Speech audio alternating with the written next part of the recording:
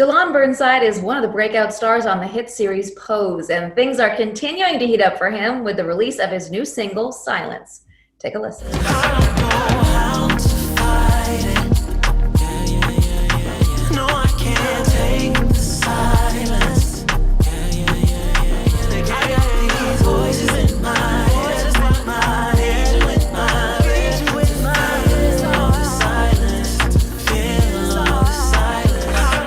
Dyllón is with me now. Dyllón, it's so good to see you. It's so great to see you. So listen, this is your debut single as a solo artist. What's the inspiration behind the song?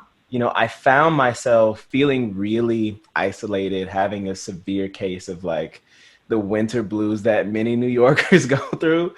I found myself reaching out to social media and to dating apps and reaching out to people that I hadn't talked to in years, that I swore I would never talk to again, just to feel connected, you know? And I started to talk to my therapist about it, and she was like, well, are you writing about it? And I was like, actually, you know what? I'm not. And I realized that I was trying to ignore sitting with myself. And I think that's what a lot of us are going through right now. Yeah, in isolation. I was going to say, the message of kind of embracing the silence could not be more timely than right now. And I know that your mom, you shot it down at your mom's house. Yeah. And she had many job titles. She has all of this like video and audio equipment here in the house, in the garage and in the attic. And I'm like, Mom, why do you have a green screen? And she's like, well, I just didn't know. I thought it might be something good to have in case you were ever here and needed it. Oh my God. The video does get a little bit steamy.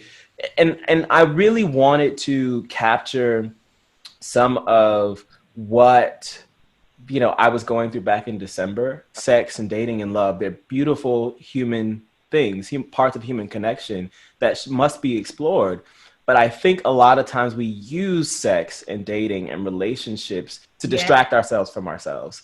And so that's really the message behind it. That being said, though, some of the more like risque moments, she did not, I just need to put a disclaimer, she was not a part of shooting those moments. That was me and my iPhone. Yeah. Beyond the video, though, you also recently hosted a series for PBS called Prideland. It was about the LGBTQ community in the South. Yeah. What was it, you know, you grew up in Florida. What was it like kind of exploring these communities? Coming back to the South was, it was a mixed bag of emotions, you know? I think as a Black man and as a Black queer man, the South can be difficult for folks that are in both sets of identities. And especially for folks who occupy both seats.